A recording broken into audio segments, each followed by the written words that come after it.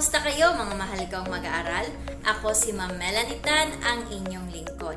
Ang asignaturang ito ay tungkol sa Araling Panlipunan 8, Kasaysayan ng Daigdig. At kahit sa panahon ng pandemya, sulong edukalidad pa rin tayo. Kaya tara at atin ang simulan. Ang nilalaman ng video ito ay nakabase sa ating most essential learning competency o kasanayang pampagkatuto.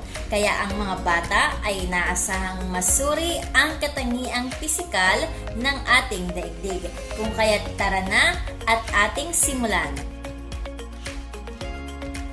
Ang unang nakapaloob dito ay ang salitang heograpiya. Subalit, ano nga ba ang heograpiya? Narito ang definisyon. Nanggaling ang terminong heograpiya sa wikang Greek na geo o daigdig at grafia o paglalarawan. Sa madaling salita, ang heograpiya ay tumutukoy sa siyentipikong pag-aaral ng katangiang pisikal ng ating daigdig. Pagkatapos nating malaman ang definisyon ng salitang heograpiya, dumako naman tayo ngayon sa saklaw o sakop ng pag-aaral nito. Una, nariyan ang anyong lupa at anyong tubig. Ano-ano ang mga halimbawa ng tinatawag na anyong lupa? Una ay ang bundok, burol, kapatagan, talampas, at iba pa. Ano-ano naman ang halimbawa ng anyong tubig?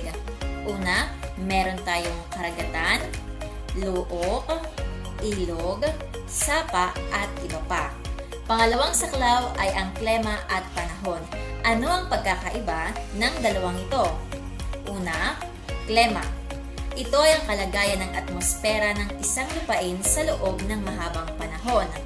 Halimbawa nito ay ang tag-araw at tag-ulan. Katulad ng Pilipinas, tayo ay nakakaranas lamang ng tag-araw at tag-ulan.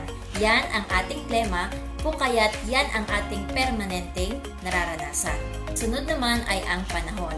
Ito ang kondisyon ng atmosfera sa isang natatanging pook sa loob ng nakatakdang oras. Halimbawa nito ay ang panakanakang pag-ulan or pag-ambon o di kaya ang pagbagyo. Pangatlong saklaw ay ang likas na yaman.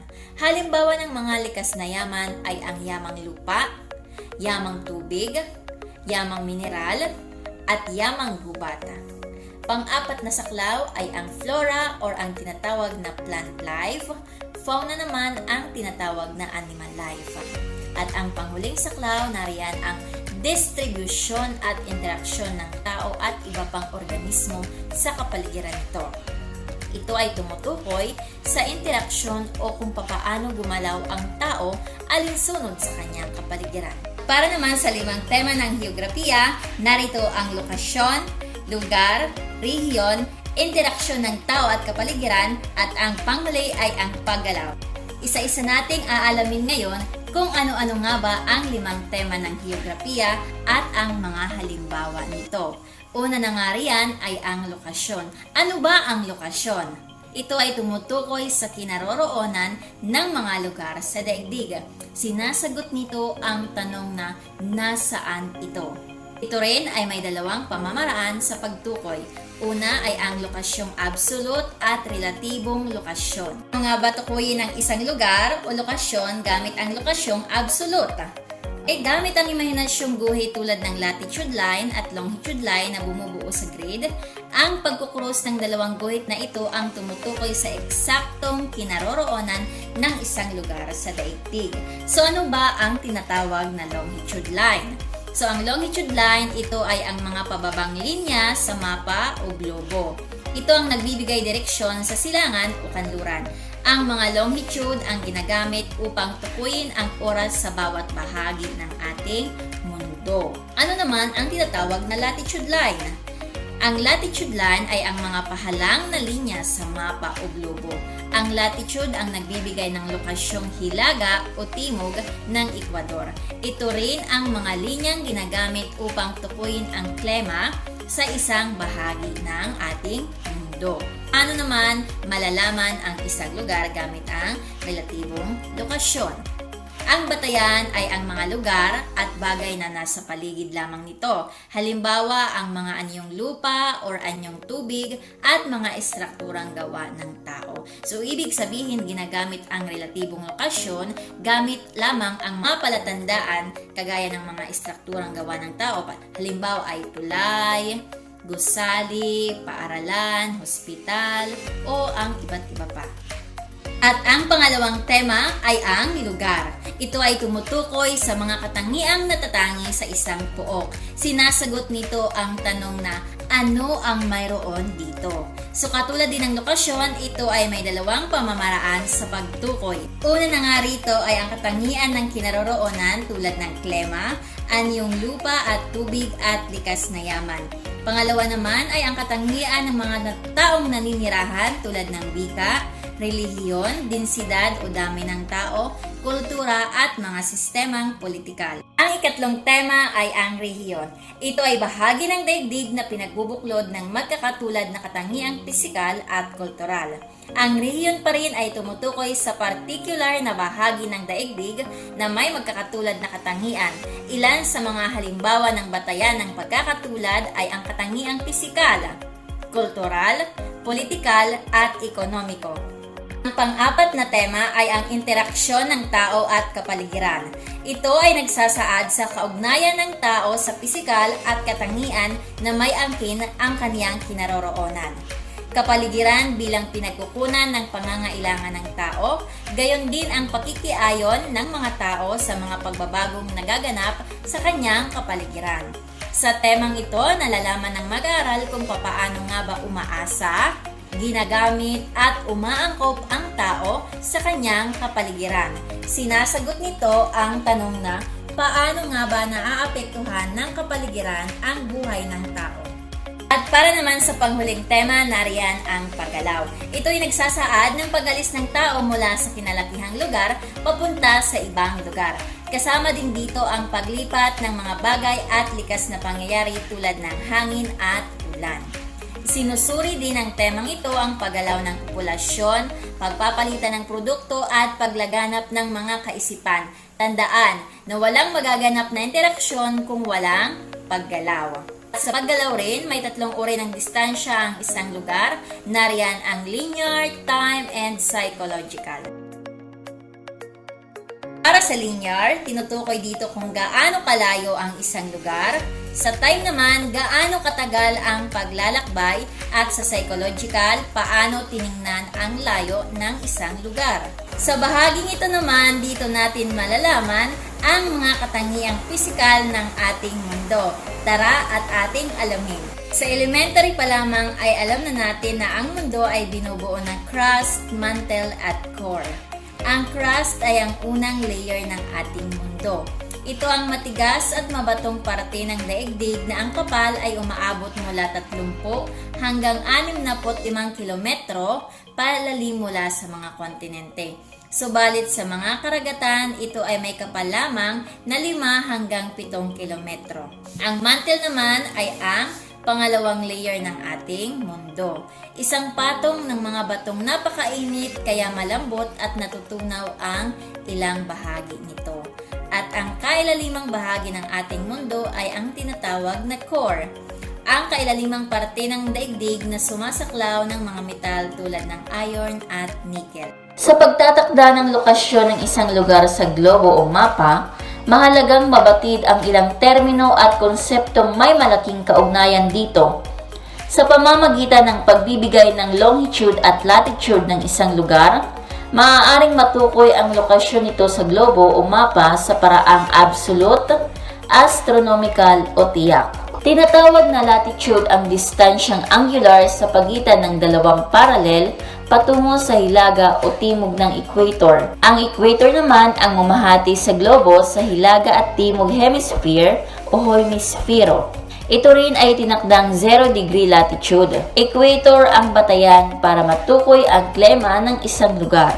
Ang Tropic of Cancer, ang pinakadulong bahagi ng Northern Hemisphere na direktang sinisikatan ng araw, makikita ito 23.5 degree hilaga ng equator. Ang Tropic of Capricorn ay pinakadulong bahagi ng Southern Hemisphere na direktang sinisikatan ng araw, Matatagpuan ito sa 23.5 degree timog ng equator. Puntahan naman natin ngayon ang klema. Ang daigdig ang tanging planeta sa solar system na kayang makapagpanatili ng buhay. Ang malaking bahagi ng ating planeta ay may kaaya-ayang atmosfera at sapat na sinag ng araw, init at tubig upang matustusan ang pangangailangan ng mga halaman at hayop sa balat ng lupa. Mahalaga ang papel ng klema. Ito ang kalagayan o kondisyon ng atmosfera sa isang rehiyon o lugar sa matagal na panahon. Pangunahing salik sa pagkakaiba-iba ng mga klema sa daigdig ang natatanggap na sinag ng araw ng isang lugar depende sa latitude at gayon din sa panahon, distansya mula sa karagatan at taas mula sa sea level. Ang mga lugar na malapit sa equator ang nakararanas ng pinakasapat na sinag ng araw at ulan na nararanasan sa buong daigdig. Dahil dito, maraming habitat o likas na tahanang nagtataglay ng iba't ibang species ng halaman at hayop ang matatagpuan sa mga lugar na ito. Kabilang sa mga ito ay ang mga rainforest, coral reef at mangrove swamp. Kapag bihira naman ang pag-ulan at napakainit ng panahon sa isang pook tulad ng disyerto, kakaunti ang maaaring mabuhay na mga halaman at hayop dito. Ganito rin ang maaaring asahan sa mga lugar na lubhang napakalamig ng panahon. Puntahan naman natin ngayon ang mga kontinente. Ano ba ang tinatawag na kontinente? Tinatawag na kontinente ang pinakamalawak na masa ng lupa sa ibabaw ng daigdig. May mga kontinenteng magkakaugnay samantalang ang iba ay napapalibutan ng katubigan. At ayon nga kay Alfred Wegener, isang German na nagsulong ng continental drift theory, dati nang magkakaugnay ang mga kontinente sa isang superkontinente na tinatawag nilang Pangaea. Dahil sa paggalaw ng continental plate o malaking bloke ng bato kung saan nakapatong ang kalupaan, nagkahiwa-hiwalay ang Pangaea at nabuo ang kasalukuyang mga kontinente. Tukoy sa mga bansa at pulo sa Micronesia, Melanesia at Polynesia. Ipinapakita sa diagram 1.5 ang mapa at mahalagang datos ng mga kontinente ng daigdig. Simulan natin sa Africa. Nagmula sa Africa ang malaking supply ng ginto at diamante. Naroon din ang Nile River na pinakamahabang ilog sa buong daigdig at ang Sahara Desert na pinakamalaking disyerto. Ang Africa ang nagtataglay ng pinakamaraming bansa kung ihahambing sa ibang mga kontinente. Samantala, ang Antarctica ang tanging kontinenteng natatakpan ng yelo na ang kapal ay umaabot ng halos 2 kilometro o 1.2 milya. Dahil dito, walang taong naninirahan sa Antarctica maliban sa mga sayantistang nagsasagawa ng pag-aaral tungkol dito. Gayunpaman, sagana sa mga isda at mamal ang karagatang nakapalibot dito. Alam natin na ang pinakamalaking kontinente sa mundo ay ang Asia. Sinasabing ang sukat nito ay mas malaki pa sa pinagsamang lupain ng North at South America o sa kabuuang sukat ng Asia ay tinatayang sangkatlong bahagi ng kabuuang sukat ng lupain ng daigdig. Nasa Asia rin ang China na may pinakamalaking populasyon sa buong daigdig at ang Mount Everest na pinakamataas na bundok sa pagitan ng Sagamarta Zone sa Nepal at Tibet sa China. Ang Australia ay isang bansang kinikilala ring kontinenteng pinakamaliit sa daigdig, na palilibutan ito ng Indian Ocean at Pacific Ocean, at inihihiwalay ang Arafura Sea at Timor Sea. Dahil sa mahigit 50 milyong taong pagkakahiwalay ng Australia bilang isang kontinente, may mga bukod-tanging species ng hayop at halaman na sa Australia lamang matatagpuan, kabilang dito ang kangaroo, wombat, koala, Tasmanian devil, platypus at iba pa. Samantala, ang laki ng Europe ay sangkapat o 1/4 na bahagi lamang ng kalupaan ng Asia. Ito ang ikalawa sa pinakamaliit na kontinente ng daigdig sa lawak na halos 6.8% ng kabuuang lupa ng daigdig. Ang North America ay may hugis na malaking tatsulok, subalit mistulang pinilasan sa dalawang bahagi ng Hudson Bay at Gulf of Mexico.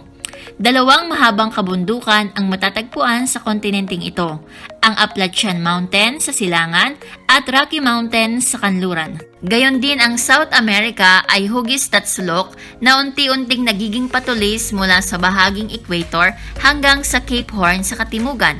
Ang Andes Mountains na may habang 7,240 km o 4,500 milya ay sumasakop sa kabuuang baybayin ng South America. Dumako naman tayo sa panghuling tatalakayin natin sa araw na ito ay ang mga anyong lupa at anyong tubig ng buong daigdig. Sa Talahanayan 1.3, dito natin makikita ang pinakamataas na bundok ng ating daigdig.